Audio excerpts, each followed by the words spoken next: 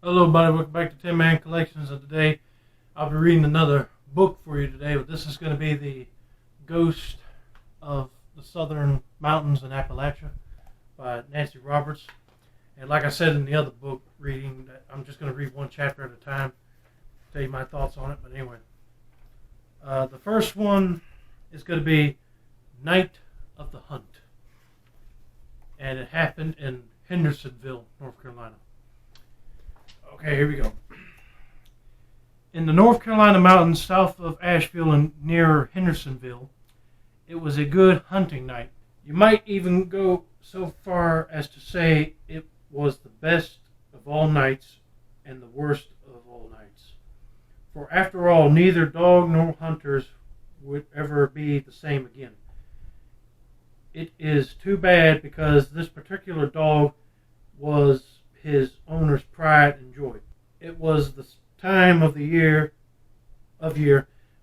when it began to get dark early, but wasn't too cold, and the sky was full of shifting clouds. Wheeler and his friend Tom McDuffie,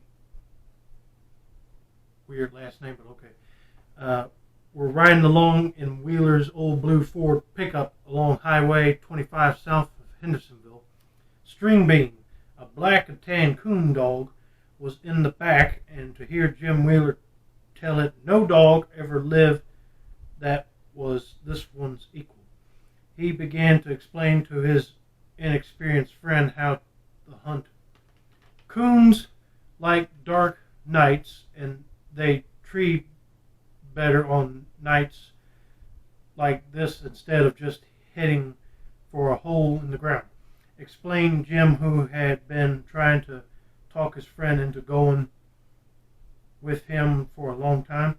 Tom, it gets into your blood, and in the fall, when the darkness begins to come early, you think about walking through the leaves, seeing your breath make smoke curls in the night air, and watching the sky, hoping the moon's not going to come out and light up the whole woods.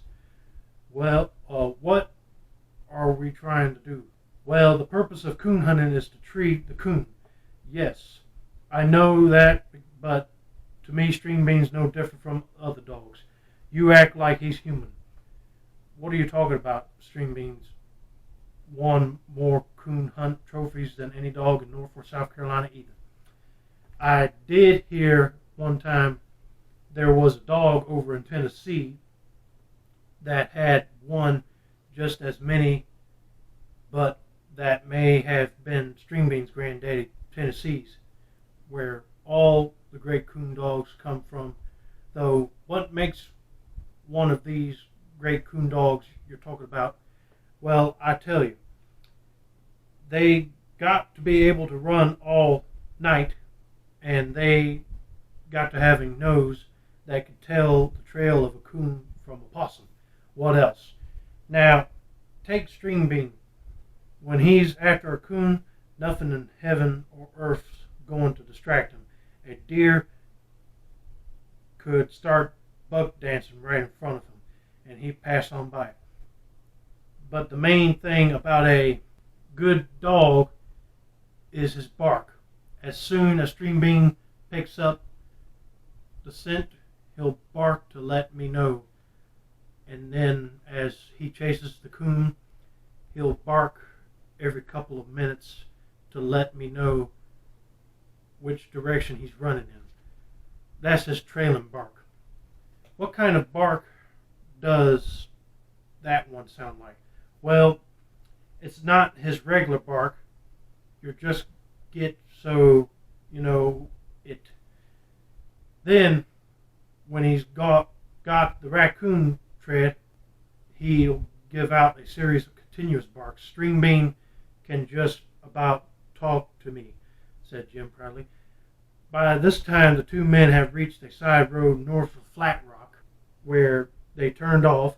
They bounced down the rutted dirt road, skirting potholes for several miles on the way to their favorite hunting spot. The woods they were heading for was just the other side of the old Culpeper place. not far from Pisgah. It's Pisgah Forest. When the pickup rolled to a stop, Jim let Stringbane out of the back of the truck and started talking to him. "You're going to have a good time tonight, Stringbane. The weather's just right for us and that coon." Only the silhouettes of a bare tree branches could be seen against the dark sky. Gnarled limbs of oak trees gestured awkwardly overhead. A few beeches still wore some of their bright brown leaves, and the big tulip poplars stood like white skeletons in the night. The hunters adjusted and lighted their carbine lamps, fixing them to their caps. Stringbane watched and waited. He knew the night was his, and there would be coons out there just for him. At last, they were ready to take the dog off his leash with a go get him, from Jim. Stringbane was off. For a few seconds, his paws could be heard hitting the carpet of old leaves on the ground as he circled about in the woods. Then the rustling sounds faded, and the men were left in the darkness and quiet of the Carolina woods. They were far enough away from Hendersonville so that there were no reflection of lights in the sky nor a sound to be heard from a distant highway. It was like being the last two men alive. The carbine lamps made them look almost like coal miners in some dark, deep tunnel rather than hunters. Actually, it was past the season when you could shoot raccoons, and neither man carried a gun. They were there to hear the dog run to get away from their wives for an evening, and for something else that couldn't have put into words if they tried. Perhaps it was to experience that awesome feeling of being remote from civilization out there alone in the woods on this ink-black night. Whatever each man's thoughts were, they were interrupted by a bark. Stringbane's voice floated back, saying he had found the trail of a coon. Jim and Todd stood leaning against the truck. Now, they would wait until the dog's bark indicated he had the coon treed. When it came, they would make their way to him, while Stringbane would give out almost continuous barks to keep the coon in the upmost branch and the hunters on course to the tree. Another trailing bark came a minute later from beyond the far side of the hill, and then another, but Wheeler heard nothing that sounded like the bark of a dog who has the coon tread. After the two barks, a long silence followed. "That's not like Stringbane to go all the time without barking," said Jim. After they had waited about 10 minutes, Tom didn't reply, but he felt a chill as if the night had suddenly turned cold, which it hadn't. They walked around the truck restlessly. The beams from the carbine lamps on their caps darted back and forth as they turned their heads this way and that, hoping to hear something from out there in the darkness. "You've munched over that dog, so I'd like to know where he is now," said Tom. Jim didn't reply to the jibe. This hadn't happened before, and he waited for his dog's voice to tell him which way to go. Then it came, but it was not trailing bark. He had never heard Stringbane sound that way, for this was a long, frightening, wailing bark, as if the animal had run into something he could not ken. Something far beyond the edge of his knowledge. Without saying a word, the men started off through the darkness in the direction of the last unearthly yelp. Ooh.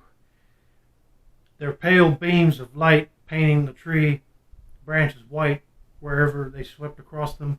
They got their bearings as they crested the hill. Ahead of them lay a little basement of blackness, where the ruins of an old culpeper place stood, surrounded by a tangle of vines betwixt them, and the house lay a pond, and beyond it they now saw a dim pinpoint of light. They were making their way carefully around the pond toward the house, and were just at the water's edge when they heard it for the first time.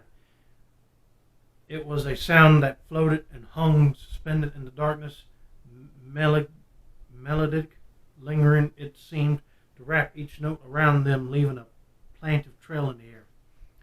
"Nobody's lived in that house in over 50 years, said Jim. "Well, somebody's in there now," said Tom, trying to tell himself that he wasn't really hearing anything out of the ordinary. For the first time since they had started out, they heard a whimper, and it came from the direction of the house. It was String Bean, and he was on the front porch, his nose pointing to the door. Now and then he would whimper again. The two men crept up closer, the candlelight from one of the windows their guide. Who could be living in this old wreck of place? Tom seemed to think he had to whisper. "I don't rightly know. Well, I hope it ain't haunts." "I'm going to knock," said Jim, and knock he did, but nobody opened the door. For a few seconds there was silence, and then inside the house a fiddle struck up, an old tune that was somewhere in Jim's memory, but too far back for him to get a hold on. "I hear music and dancing. Must be having a party in there, just can't hear us," said Tom. He struck the door several hard licks with his fist, but the fiddling went unabated and no one came to the door. Suddenly they heard thunder, and a gust of wind fingered the sprigs of the shrubs against the house. "Let's go. It's going to seem set to raining." "No, it's not. I want to see in the window," said Jim. They stopped in front of the high window with an old brick chimney beside it. "Lift me up some, Tom. I got to see those people in there." Tom made a stirrup of his hands, and the other man pulled himself up enough to look in. The scene before him would stay with Jim Wheeler the rest of his life. A cold chill went through him. As Wheeler watched, he began to tremble. "Jim, you're shaking, so I can't hardly hold you up. What's the matter?" Jim Wheeler didn't answer, but just kept staring in the window. Tom had now managed to pull himself up enough to see in too. Both men were transfixed by the macabre scene before them. A bride and groom were dancing. When the set ended, the girl dressed in the yellow wedding dress started toward the table with the candle on it. "She's going to put it out, though Jim. But as he watched her reach the table, he was dumbfounded to see her pass right through it. I'll be freaking out too. But anyway, the train of her wedding dress brushed across the candle flame and never even flickered. Wheeler's heart turned to cartwheel, but he clung to the sill with one foot on the chimney and the other lodged in the place where a board was off.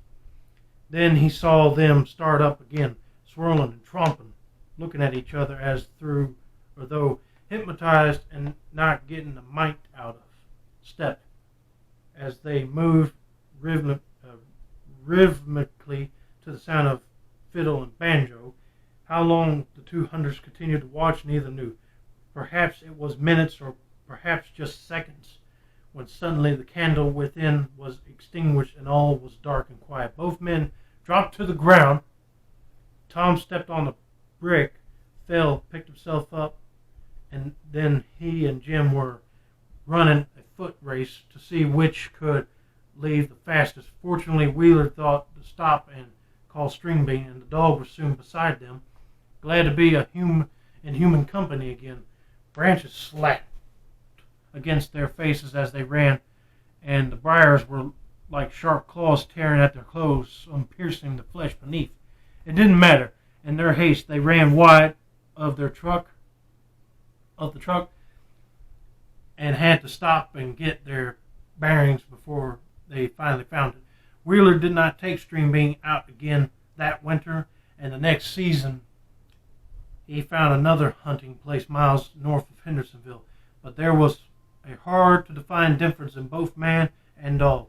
Jim noticed that it was a long time before his pleasure in the hunt returned, As for String Bean, it was months before his bark took it on its old confident tone, and sometimes Wheeler thought it would never again sound the way it once had. The dog had felt whatever was happening there as surely as the men had seen it. It wasn't menacing. It just wasn't part of this world. Something that animals are often aware of even before people. The story of the Dancing Bride has been told by the old people of the area for many years, and Jim and Tom were not the first to hear the music and see the ghostly pair celebrate their vows. Finally, a researcher discovered that in the late 1890s, an elaborate wedding had taken place there, but the bride, stricken with scarlet fever, had died a few weeks later. Oh, that's so sad. Some say the spirits of the bride and groom or this young couple continuing to return almost a century later to celebrate their wedding day. Not long ago, a man near Flat Rock told the story of what he had seen. The fiddlers were just fiddling away, and when a voice sang out, "Swing your partner," you'll never see a girl float through the air like the one did the groom when the groom swung out his bride. Even now, it gives me cold chills.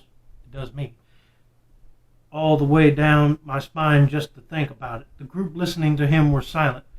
Then an 18-year-old boy spoke up. "I'm ready to go out there tonight if somebody will go with me." But no one volunteered or even looked his way, and the storyteller went on talking meditatively. "It was about 5 years ago, late at night, when I passed that way. Some says in my granddaddy's day, there used to be young'uns all over the place.